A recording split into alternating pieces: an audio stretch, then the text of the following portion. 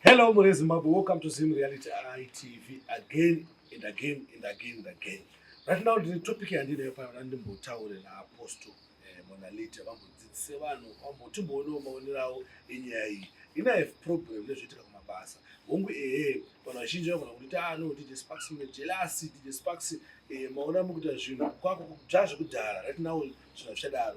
But ina have problem nevakadzi vanenge vachienda kubasa.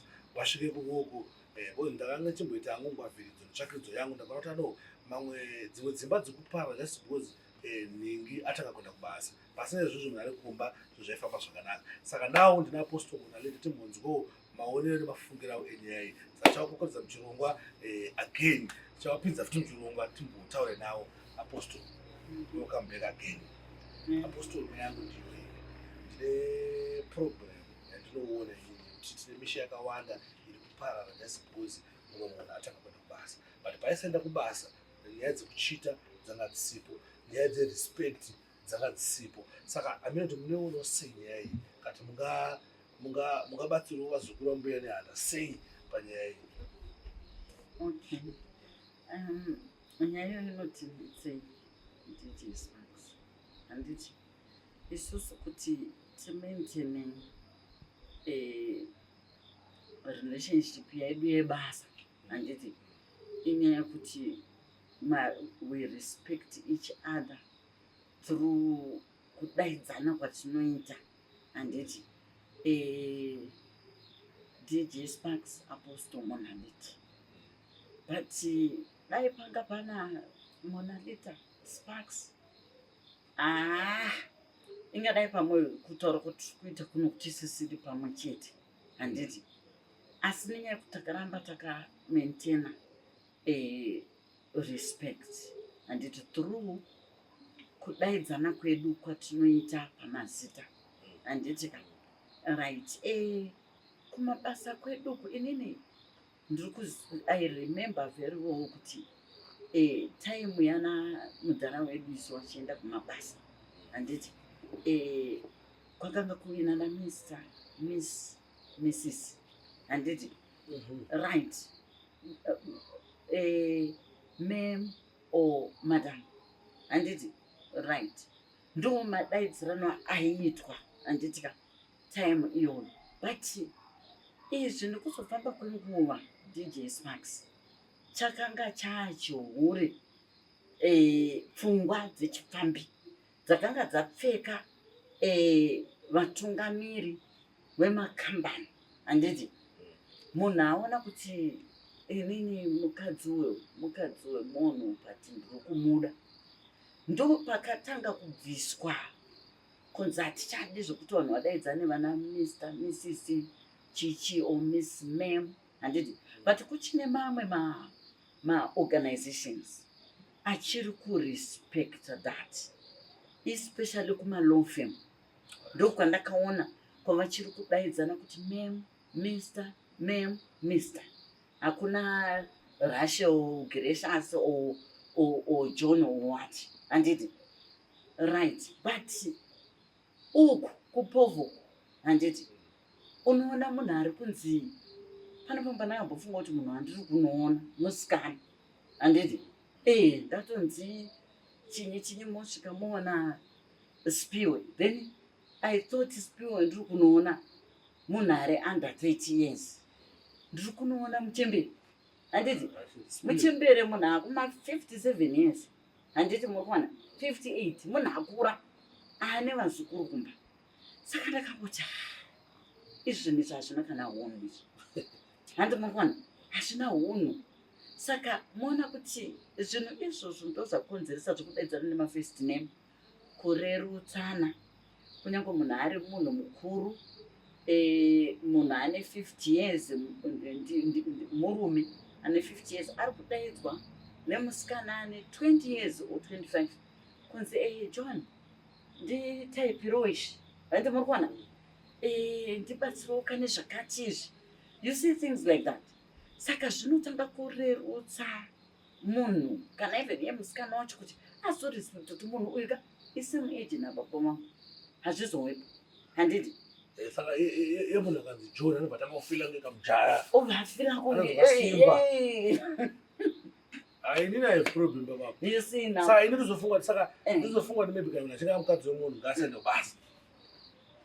Nokuti right kana muchikwanisa ine kusupport DJs basa pana chakaipa nokuti maproblems auya nenyaya yekuti ngada utarisa kuti kumashuroko handiti zvinhu zvakanaka madzibaba edu vaiwanzokoshesaiwo kushanda handiti ka right ndosaka maiona kuti mabasa mamwe akanyanya kuipa echipfambi akanga ari mashoma handiti kuvanasikana kuvakadzi vari married kana vasiri married zvakanga zviri zvishoma handiti nokuti kazhinji kacho mukadzi aiita mabasa epamba kana achiita zvekusona osona ari pamba zvichienda zvinotengeswa anenge ane mushandi wake kana kuti anotoenda achisupply zvinhu zvodzoka pamba but now nenyaya yekuti pakazoitwa ma-equal rights aya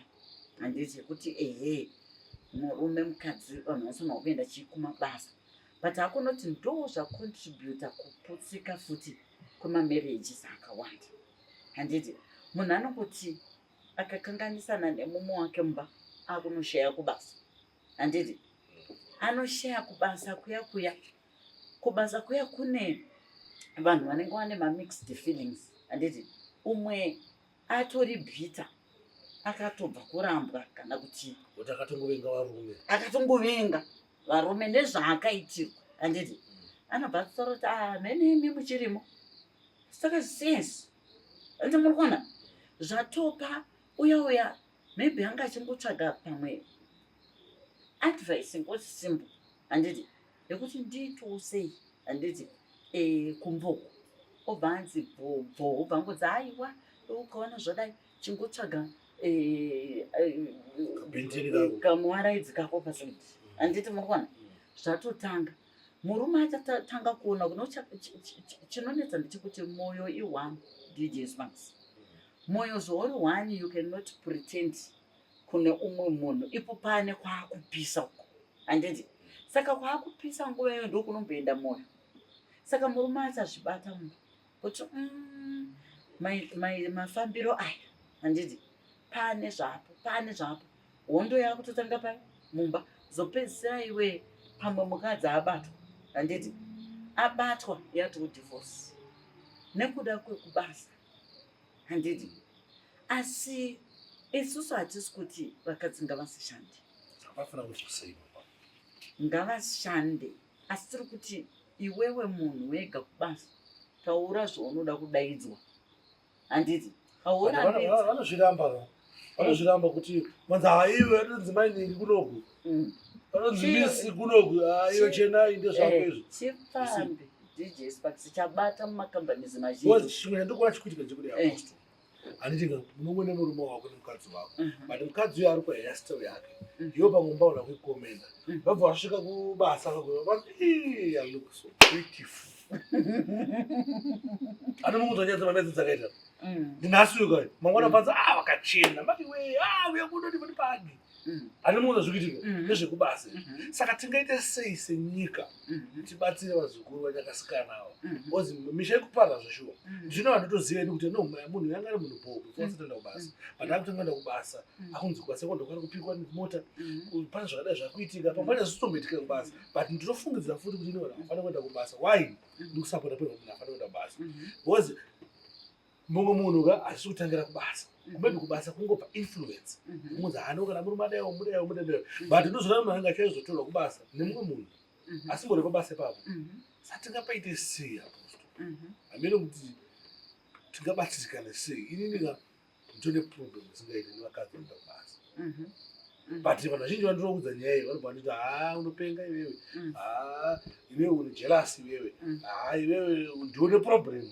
zvino musada kumbofunga ndindega sekuti asi nditine problem but ndiningiyaya mukadzi wake apa ndinomwa zvinogwa ndijespati naona ikadzini yaenda kubudisa mukadzi wangu atakaenda kubasa ndizvakatifaiti dzezvo ndezvokuti anyenzika idzi dzinoringisa ngazoita sendezvokudzinyarira but tingapaite sei ivo apa pakutomboda kupindira nyika dzekunze. Apostle Father, yakomusire nyimba video pana mekana mene ma ideas akwanisa kubatsira. I think voice yenyu iri kunzwika.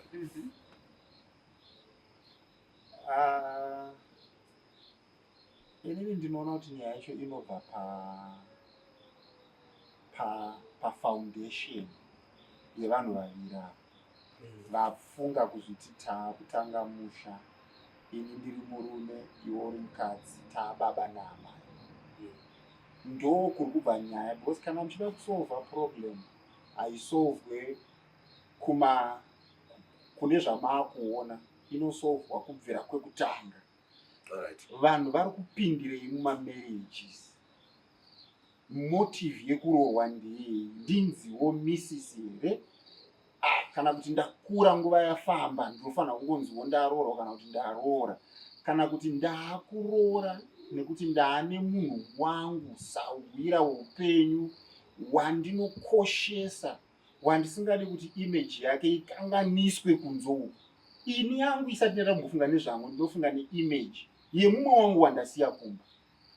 Muri kuona pane nyaya yacho pafoundation apa.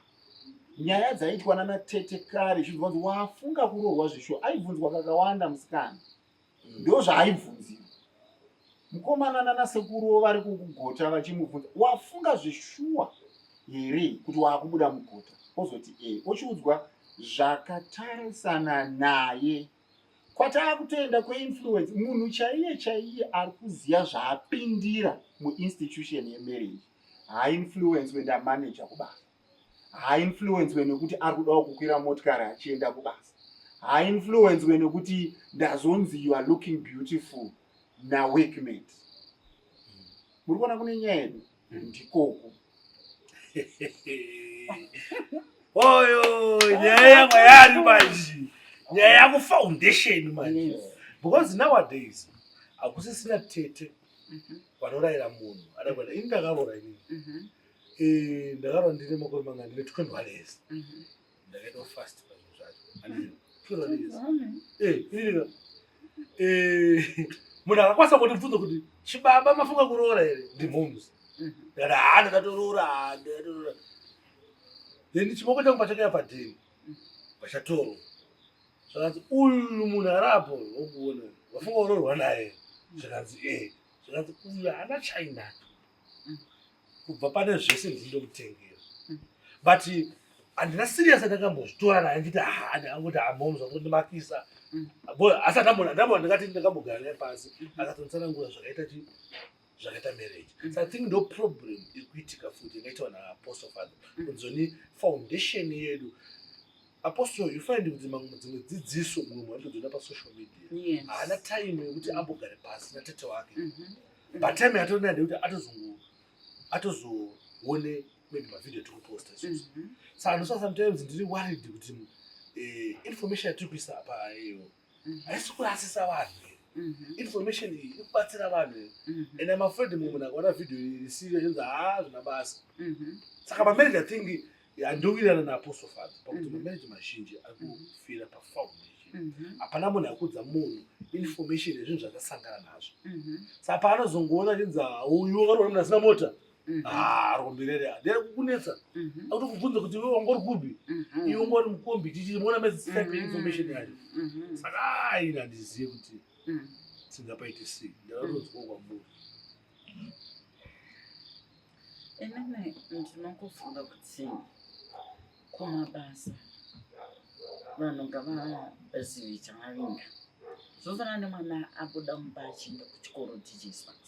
Handiti mwana akasaziva chaavinga kuchikoro, handiti ongosvika ari kutamba chete, ongosvika ari kuudza vamwe zvemamovha akaona last night, vamwe vari kuverenga murudzidzo, handiti adzoka kumba kwacho habatikana bhuku.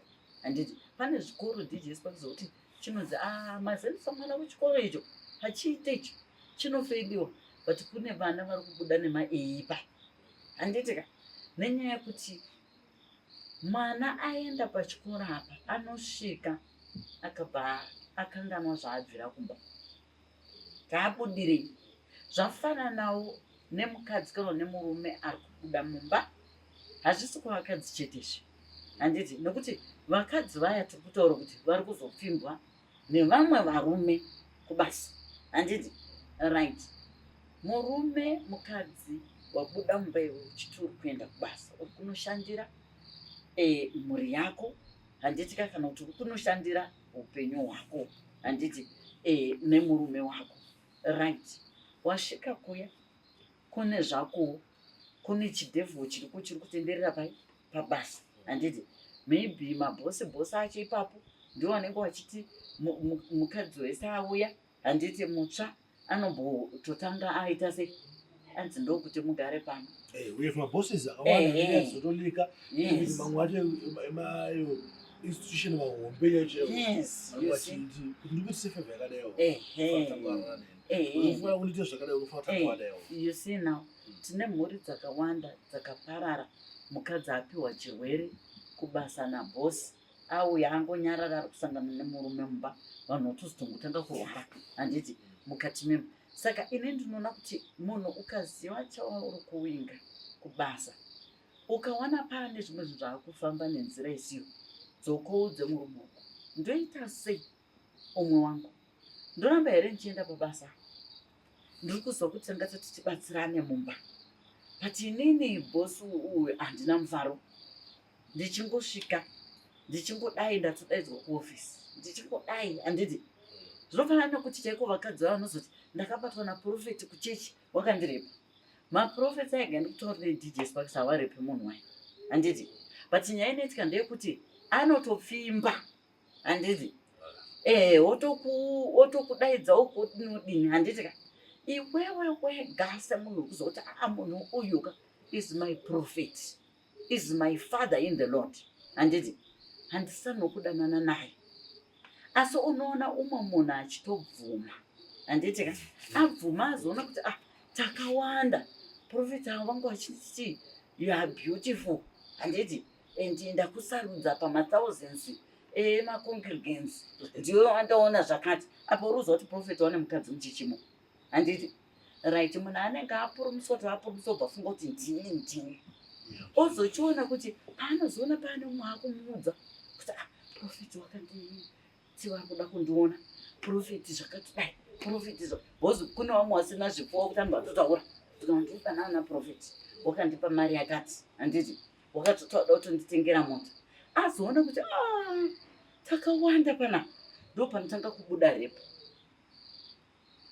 Zvarwadza manje, handiti muri kuona kuti takawanda waindinyebera kuti zvakati, ndo panotanga kubuda repo. Saka zvinofanana nekumabasa ikoko, iwewo kuchechi yako utoona kuti profeti vari kundipfumba, siya chechi iyoyo, ndo chechi yega, handiti haiziriwo chechi yega, siya chechi iyoyo kuti handiti enda kuno vakadzi wakawanda dj sparks vari kurara nemaprofita nemapapa, handiti zvatinoziva isusu senge madhezi angu ndichiri kuenda machechi ana papa iwana, kune vakadzi wakawanda wandainzwira tsitsiso kuti pati zviri kurewi. Saka kuna mata kwacho ndekupi munhu kwaari kuti ari kubva kumba kwake ari kuti ari kuuya kuzonamata pamwe, hapasi kuuyiwa kuzonamata but paakuuya kuzodananwa chete, handiti.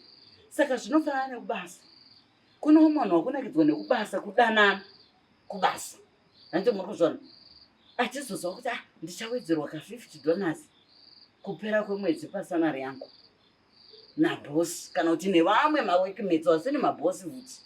Bhosi haasi mabhosi ega ari kudanana nevanhu kumabasa, mamwe mawekimeti nje, handiti vanhu vangu vachingodanana, yes vachingodanana, akatengerwa kalunch papa akadini ndizvozvo zvotofamba zvakadaro, handiti. Saka chawabvira iwewe kumba mukadzi kana kuti murume ndiwo unofanirwa kuziva. Wanosangana nemuedzo kuya taura, ungava uri murume, handiti uri kusangana nemuedzo kuti sekretari wepabasa apa kana kuti pane vamwe mawekimeti ipapo, handiti vari kukuitira zvisizvo, sheya nemukadzi wako kumba, handiti inini kubasa ukuka aiwa pana mai ndibhosi wangu but hey vari kubva wandiigira lanchi, wakabika wakadai vari kudai vari kupota vachinditora, handiti basa rapera ndombonzi ngatimbopfuure nekwakati, but ndiri kuona kuti kwazvaakuenda kwacho handidi kuputsa marriage yangu, handisi kuda kudanana naye handiti. But you find kuti DJ Spice vanhu vanopinda muzvinhu izvi atoda. Atoda.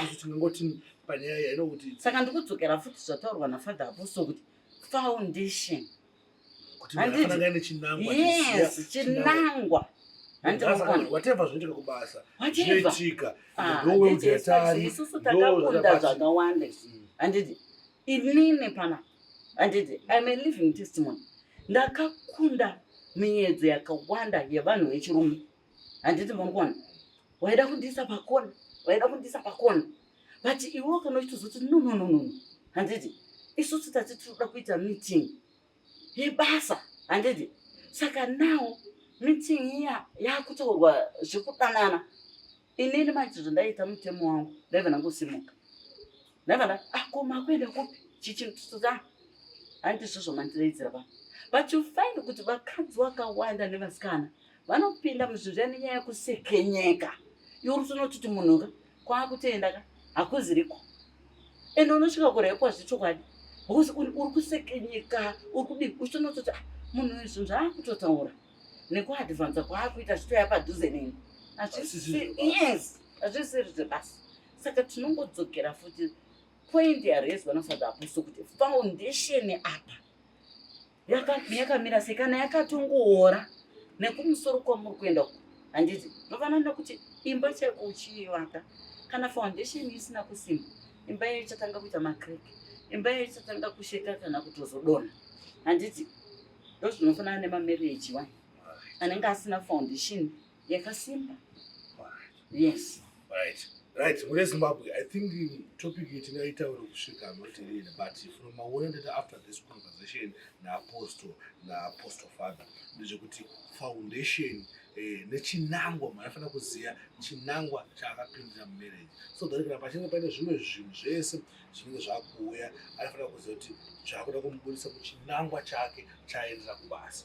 Chakumubudisa muchinangwa chake chemarriage. I think ipapo tapanzwisisa. Because mageto youth pamwe pacho toti taona opportunity mukana muupenyu kuti anoma chimomuzisha pachazodhura autengenisa kulanje mukana unozvitora nemwe wemuchechika takati taiwa inyasha. But still zvakafanana nezvekuti munofanira kurespecta choice yako yawakatora kuti no indatora choice yekuti kwamaijedini whatever zvinhu zvinouya zvinoya but choice yangu iri pana maijedini. Handizvo. Alright, I think ipapo tapabata tingaramba tichipatsana kusvika mwediri Apostle akutendai nenguva yenyu yatadiscussa this issue. I think and I hope kune munhu atobatsirika right now. Because vazhinji vakanganwa magoals kana zvinangwa zvavo zvavaendera kubasa. Vozogumisira vakupindana mune zvimwe zvinhu zvavasingafaniri vachipindana mazvinhu kusvika isusu takuzongoti vakadzi ngavasinde kubasa because maproblems arimo. So I think futi DJ Spice chimwe chinhu vakadzi ngavadzidze kuudza varume wavo chokwadi. Handiti kana vanoti mari yauri kutambira ishoma haisi kukwana kuti woti mari yekombi. Handiti ka wozoti mari yekuti yes yekuzoitawo tumwe tunhu tuno uri kunyatsonoti haisi kuita mari yangu DJ Spice kuno vakadzi vakawanda mari dzavo dziri kuperera mumakombi.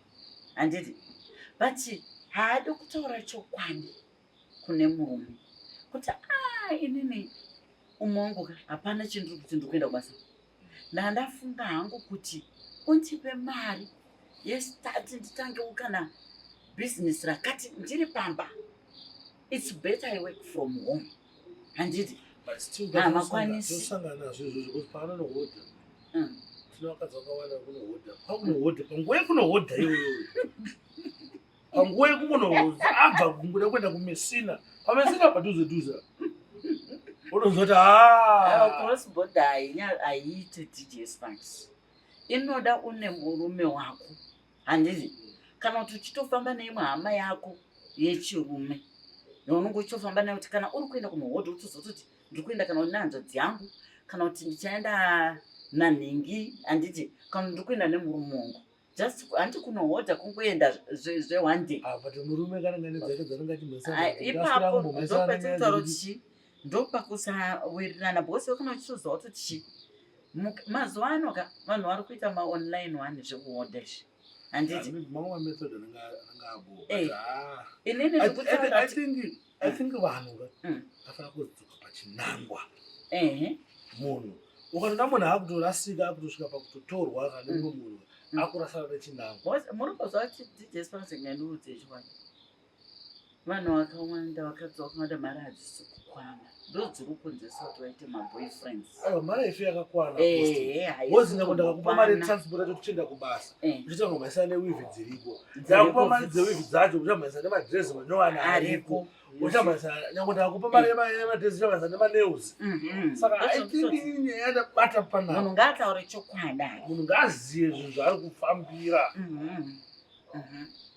isingakwani mari taurira mumaoko chokwadi usanyiba kuno vakadzi vari kunyeba DJ Spanks handiti varume havasi kumboziva kana payslip munhu achinyeba kuti sokuti akutambira mari yakawanda handi muri kuona yeti mari yake ari kuikavhisa during lunch hour kumaloji handi muri kuona so zvinonetsa zvinhu zvakadaro DJ Spanks vanhu ngavadzidze kutaurirana chokwadi mumba murume wako mukadzi wako mudzi chokwadi inini mari yandiri kuwana basa nokuti kuno varume rozopedzisaka vatodanana nevakadzi vane mari handiti kuitira kuti anga achikavhisirwa mari dzekumboko handiti saka nawo munhu ukataura chokwadi inini ndiri pakutaurirana chokwadi DJ Spanks ndo pamwe pauraya mamarriages apa handiti kusaudzana chokwadi inini umwe wangu mari yangu haisi kukwana toita sei kuti mari yedu ikwanire kuti kuzobhadhara marenda dzechikafu kana kuti mafizi evana chichi toita sei nemari dzetransport handiti kubasa kana kuti yefuel kubasa saka tikangoti nishoti nyaya yetransparent inofanira yes handiti vanhu ngotora umwe anotozitoya neidea yakanaka isiri iyaiya yoruda kufurirwa nadhevho iya kuti danana nechimai icho kana kuti danana nechimudhara icho kuitira kuti mari yako ibhalansi mukasheya nyaya dzenyu mumba so zvinobatsira kuti umwe anzi tadii tadai kuitira kuti mari yedu ibhalansi kana tikatanga zvakadai zvinototione mari yedu kana kuti yekuisa fuel kana kuti mari yedu yemakombi hati murodzana yes but ukanyarira uchingoenda uchingobuda uchi apostle right mune Zimbabwe I think vane nzeve dzekunzwa anzwa zvinogona kubatsira marriage yake mukadzi wakachienda kubasa kana murume wakachienda kubasa from zvandadzidze ndichangotira kuzvisummarize so that kana munokwanisa ngobatawo maybe vamwe vanhu ukatoti pana vamwe vanokwasinganzwisisewo but ndachindadzidza inini because zvinhu zvachitaurwa panapa hazvi zvongobatsira vanhu kuona chete even inini ndiri panapa ndadzidza kuti one munhu anofanira kunge foundation yawo yakasimba especially in terms of kuziva zvinhu zvakusangana nazvo before asati azvipinda so that anomake a decision yake achiziva zvinhu zvari kupinda mazviri then obva aziva zvinhu zvaari kufambira kana kuri kubasa anofanira kuziva zvinhu zvaari kufambira uye zvinhu ndabata futi chekuti transparent vanhu vabudire pachena ndo zvinhu asi kubalansa ngatimbozame izvi no bosi wangu ari kundida ngatimboonesana muri pamwe chete papapo. So guys, thanks for watching, thanks for supporting Zim Reality ITV. Don't forget to subscribe, like and share. Oh yo, I'm out.